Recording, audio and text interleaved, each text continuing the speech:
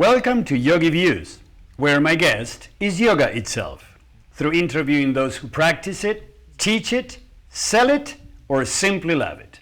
I am Antonio Sausys. This is the second part of a two-part show where I'm interviewing George McLaird. One other of the branches of yoga is jnana yoga, and it attains to the realization of the oneness of the individual soul with the universal spirit through the path of devotion and love, as we were discussing. But also jnana yogis say, I am He, I am Brahman, I am the absolute truth. I am one with the supreme deity. By good works and concentration and contemplation and long fasting and prayer, Jesus realized that his soul was one with God's. Was he a jnana yogi? In that term, he absolutely was. And what you just said really is the way of getting there.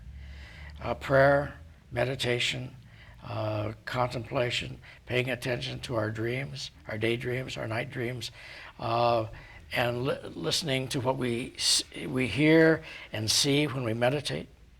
All of those things are part of the package that gets us from darkness into light. Perhaps these were the practices that Jesus proposed. Probably.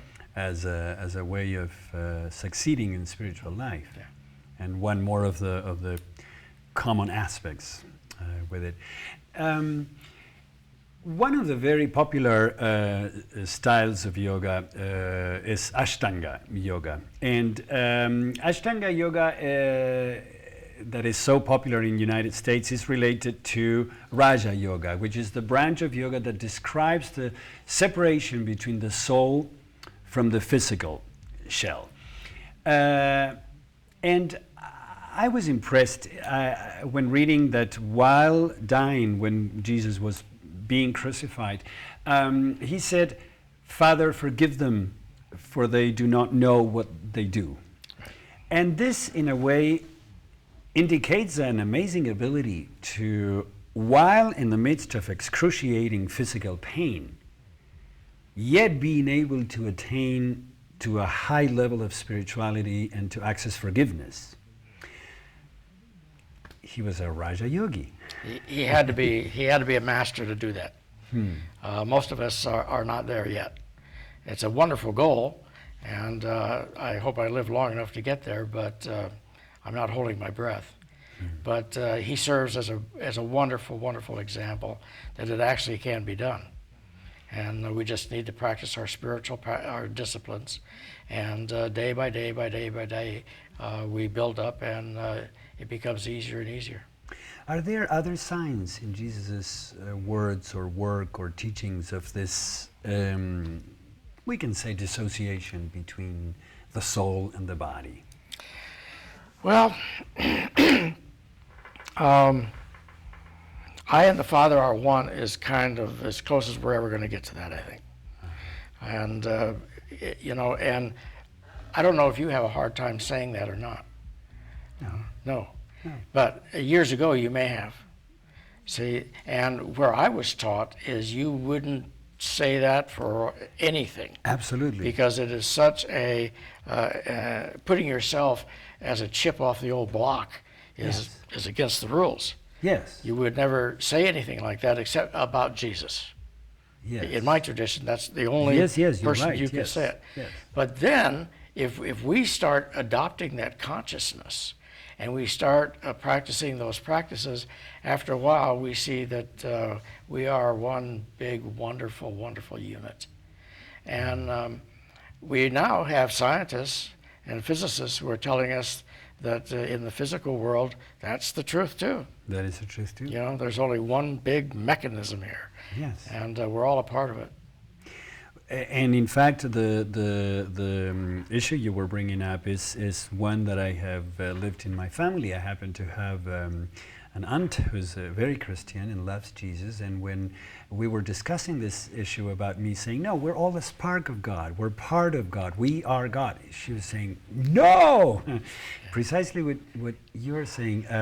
What do you think are the consequences in the mind of a practitioner of not feeling that oneness, of not being one, of not thinking that you are a drop of that ocean, a spark of that light? Well, you would be, you could only teach beginners if you didn't believe that or didn't have an experience of it, because you would be at the entry level, and that's fine. We all need entry level teachers. But if one pays close attention to one's dreams and interprets them as best possible, or even gets help, if you pay attention to your daydreams and to your night dreams and to all things that you hear when you are meditating and all the things that you see when you're meditating and all the inspiration and the thoughts that come to your mind when you're meditating, eventually this flower grows. And it just becomes obvious after a while that we are connected with the great mystery. The great mystery. That's the word that I see. I came, of course, now from the very conservative fundamentalist Christian group. So it was God the Father, God the Son, God the Holy Spirit. Now I no longer use those terms on a regular basis. The great mystery is just so magnificent. The reason is that I don't have to pretend that I understand it, but I can still feel very, very emotionally close to it. And when I do a particular meditation where I feel closer to the great mystery than any other time of the day or night. That is the closest you feel. Yeah. And I'll just tell you what it is. So we use our imagination that a beam of light is coming from above and coming down into our brain, and it permeates every cell of our body. And it is repairing all that has gone wrong. It is bringing the immune system back up to working perfectly. It is getting rid of all disease, all dis-ease. And it is flushing out everything that is negative and filling us with a healing light. And I have that as a vision, and I can feel that happening. And it's just a great gift because I'm on the receiving end. I'm receiving a gift at that particular moment. Now, I do this meditation not only sitting down with my eyes closed, but I do it when I'm paying my grocery bill. Mm-hmm. You stand in line and there are people in front of you and they're having trouble with their credit card and other things. It used to be I sat there and complained internally, and now I do this meditation. And it just calms me down and hooks me up. Now, the other thing it's doing is, I believe it's doing, it is also, what it is doing for my body, it is also doing for my mind and for my spirit. So it is a remarkably refreshing exercise to do. And if you do it long enough, which I've been doing it now for a long time, I can actually feel that coming in and putting myself in a receiving mode, which is very humbling. And I think to be a good yogi, you have to be very humble and realize that we need all the help we can get. Yes. And certainly to probably be closer to these type of experiences rather than the intellectual understanding of them, which is what you were saying about your experience with the great mystery. And one of the things that I have been taught in yoga and spirituality is to ask the question, what is the healthiest thing I can do for myself today? And different days that's different. And one of the healthiest things we can do is eat less and drink less. It's pretty basic right there, because we do have a tendency this to be the worst eating time of the year. And it's wonderful to celebrate, but it is much better to end the holiday season being healthy. In yoga, we know that certain practices or deep practices can lead to what's called siddhis or powers, and clairvoyance or levitation or walking on nails are some of the very popular siddhis that everybody knows. Now, we know that like Krishna or Buddha, Jesus healed the sick, opened the eyes of the blind, made the lame walk, and read the secret thoughts of his disciples. He knew what Judas was going to do, when Peter was going to deny him. Were these Jesus' CDs? Well, they obviously were. But again, the tradition does not teach that, and they certainly don't use those words. They couch it in terms that he was God living on earth, and therefore these were natural divine traits that anybody who is divine has. But when we look at it through the eyes of the yoga tradition, we see that there are parallels there, and that they're really wonderful. Now, years ago, in emulation of Jesus, I went to a retreat center and spent 40 days in silence. And there are two things that came out of that for me. One is I found out that I'm a very, very, very happy person. And I am happy about being here. I mean, being here on earth, being able to breathe and look and see and smell and touch and all that, it's a great privilege to be here.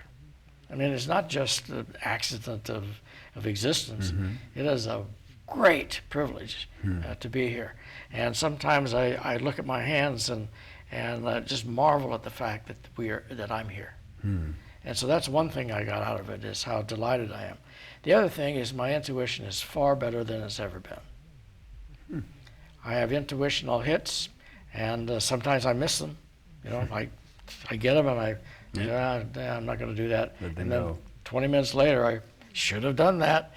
But that's one of the things that happens. And you know, I'm not a great meditator like some of these people in the East. You know, the Tibetan Buddhists and those people. They are really heavy duty. So I can understand that if you do meditation at my level, and it improves your intuition. If you did it even more, you'd know an awful lot about a lot of things.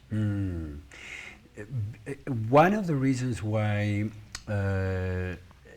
this is said to happen is because everything we need to know how to live in this existence, we already know, we already have. This is why yoga says, if you really want to know, go within, because that's where the answers are. This is one of the core principles of yoga. And Jesus said, when you know yourselves, then you will be known. And you will understand that you're children of the living Father.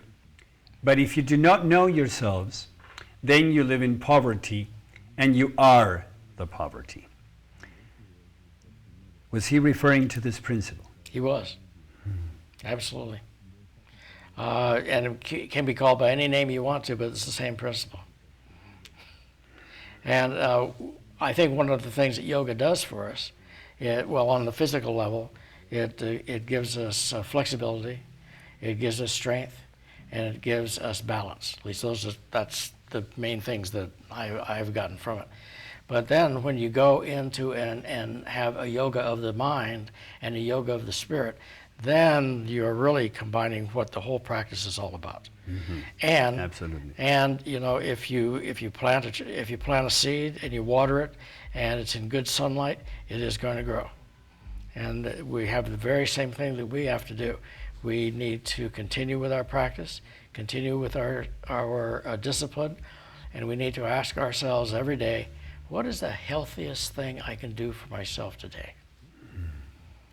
And when we do, all of that we saw so magnificently in Jesus begins to come about. And it isn't that we know about it and we pretend that it's there until we get good at pretending.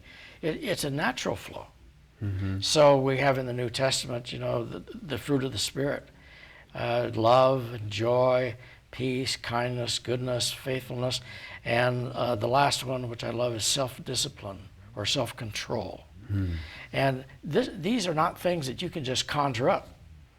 These are things that you have to stay with the practice, and then they kind of conjure themselves up because they just grow naturally. And on the other way, you know, I heard somebody say one time, if you hang around with a skunk, eventually you're going to smell like a skunk. Yes. And if you hang around with the spirit, eventually you're going to smell like the spirit. Like the spirit. And this brings me to the next question, which is that yoga says, so below as above, or it is in the macrocosm as it is in the microcosm. And when I read words attributed, of course, to Jesus, and he was saying, if your leaders say to you, look, the Father's kingdom is in the sky, then the birds of the sky will precede you. If they say to you, it's in the sea, then the fish will precede you. Rather, the kingdom is within you and it is outside of you. I hear an expression of that same thing. Do you agree? Yeah, yeah. And, you know, because of the way I was raised, I never believed that. I was always looking for somebody on the outside to tell me what was the best thing for me to do. I was looking for a teacher or a parental figure or a coach or anybody because I didn't know that I could go within and ask those questions. And once I learned that from Yogananda and the Self-Realization Fellowship, and from practicing and practicing and practicing and reading and reading and reading, eventually I did go in and seek some answers. And one day I was meditating, and I say minding my own business, and a Christ figure showed up in my mind's eye, and there were several people standing behind him, and he handed me a big silver serving tray, and it was empty. And so with my imaginary hands, my meditation imaginary hands, I reached out and took it, and I said, what am I to do with this? And he said, put food on it and feed people. And I said, and I knew that had to do with my talks, with my sermons, and with my classes, right? So I knew that. And I said, well, I have nothing important to say. And the guys behind him laughed out loud, and that was the end of the meditation. And I couldn't figure it out. It made no sense to me, and I shared it with everybody that was willing to listen. And finally, one day I was really annoyed, and I sat down to meditate while I was still annoyed. And so I closed my eyes, I take my breath, you know, I get myself settled, and I said, I want to know what that serving tray is all about. You know, it was like I demanded an answer. And I heard in my mind's eye, whatever nourishes you, just pass it on. It changed the way I did sermons. It changed the way I did classes. It changed everything about the ministry that I was doing. It went from me preparing intellectually, scholarly, you know, in a particular way, being very, very, you know, doing paragraphs with footnotes, now to real everyday life where I was living and what was nourishing me. And I found out that the things that nourished me nourished other people as well. And it was a big revelation.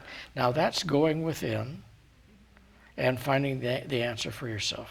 In this particular case, it was through a meditation. And your creation, the class or the program you've created, Spiritual Living. Tell us about it. Did it happen as an intuition? How did it come to life?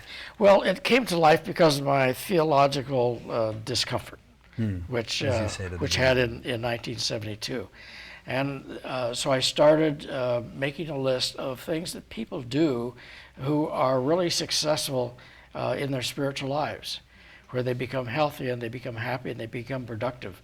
And so I just taught that for many years. Then in 2001, I retired from the parish ministry, and I was not involved in any ministry for a couple of years.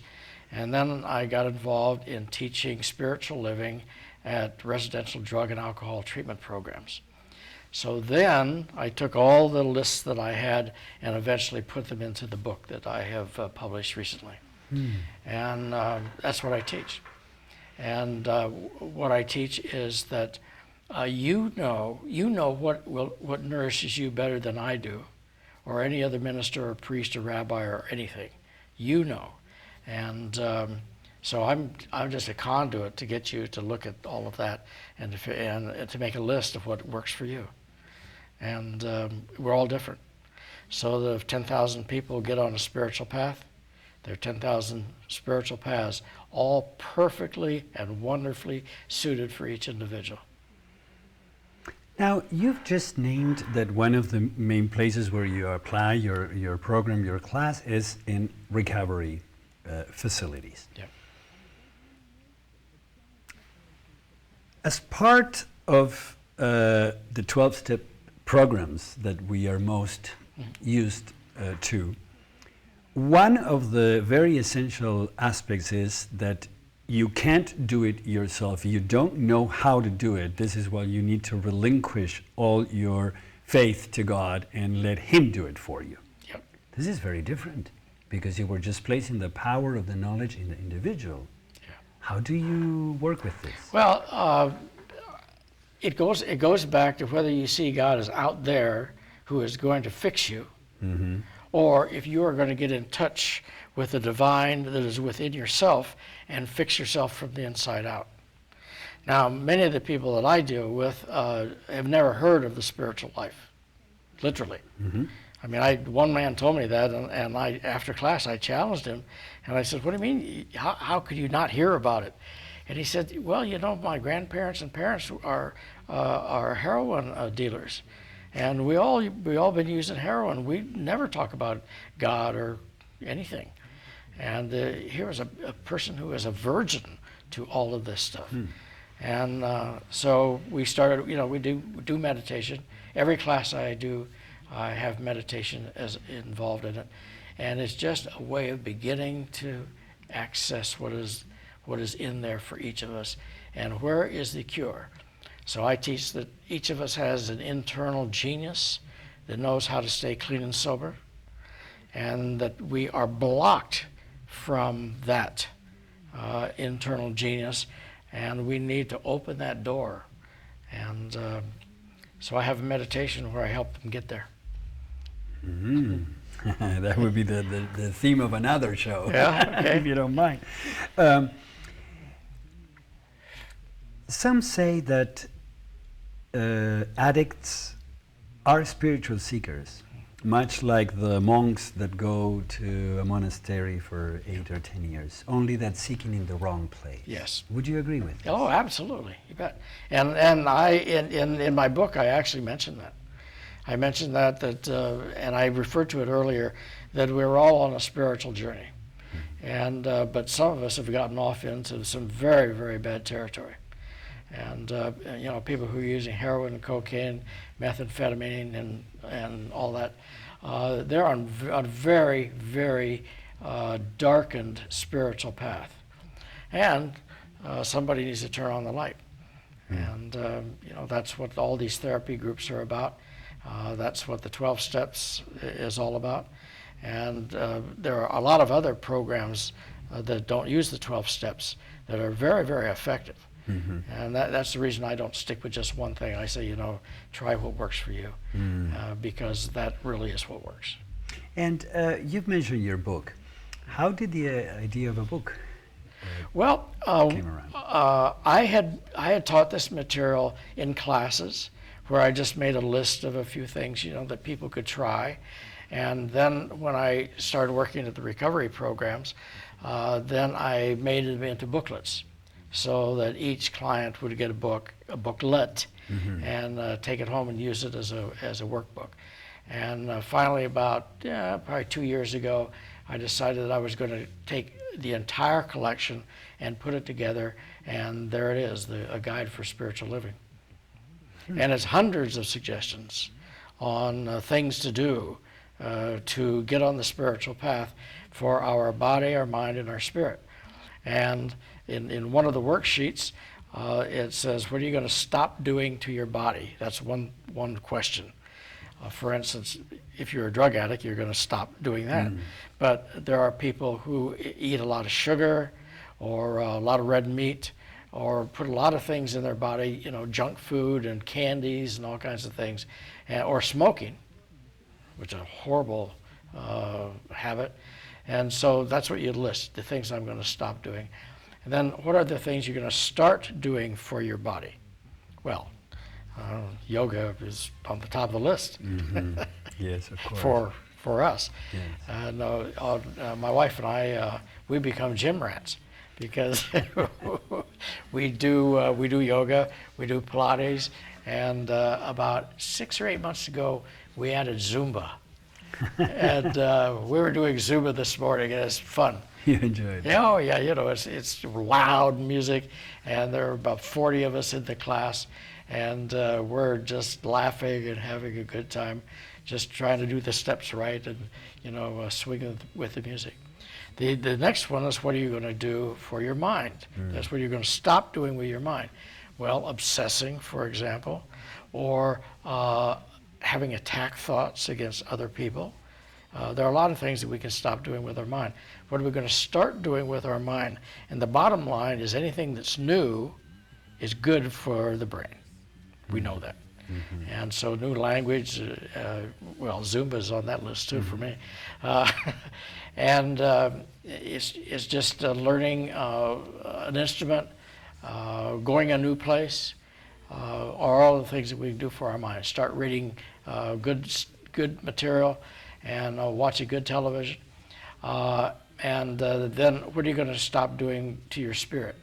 Well, drugs are downers if you use them long enough. Alcohol is a downer, as we all know. And one thing I do for my spirit is I listen to music.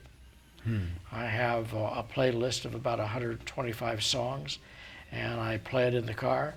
And every time I say to myself, George, you're really being good to yourself. And these are songs that are emotional to me. And so one song will make me laugh, and I'll sing along, and I'll tap my foot. And the next song will touch me emotionally, and I'll have tears in my eyes. And those are my sacred songs. Mm-hmm. And so if you made a list, and I made a list, and 10,000 people made a list, the list would be different, because there's so much music, and it is such a wide variety. But we would each have our own particular list. So it is that tailoring of the spiritual path that really is what I'm doing these days. George, if you were to mention one principle that Christianity and yoga have in common, that in your experience, either for you personally or for the individuals you work with, you think is the most important, which one principle? Okay, well, I have actually written about this. So I have answered the question, and the golden rule is on top. Do unto others as you would have others do unto you. George, if people want to get in touch with you, how should they do so? Probably the easiest way is to go on my website, and all my which is? It is McLaird.com, McLaird.com. All right. Well, I appreciate very much you having come to our show today. I thank you. And, you're welcome. I appreciate you having me. It was a long wish of mine since I was a young student of yoga, and I had the opportunity to study with some Christian monks that referred to the similarities and the common places, and I was so interested. So for me, this is a personal treat. Thank you very much. And I hope to have you again on the show. Thank you very much. George McLaird has been in the ministry since 1968 and served 4 Presbyterian churches. Prior to retiring from parish ministry in 2001, he served the South Toledo Presbyterian Church as pastor for 26 years, and currently he's the pastor emeritus there. For almost a decade now, he's been teaching spiritual living, a class, a program that he teaches at 4 different residential recovery programs. And his class is not about religion, but rather about spiritual living, which is being as healthy as possible every day in every way. While religion is prepackaged with approved rituals, readings, songs, and worship styles, spiritual living encourages people to choose what they find nourishing for their body, their mind, and their spirit now. In his new book, a guide for spiritual living. He gives several hundred suggestions for nourishing oneself spiritually, mentally, and physically. I hope you like our show today. And if you care to let me know, shoot me an email at antonio@yogiviews.com. I hope to see you the next time.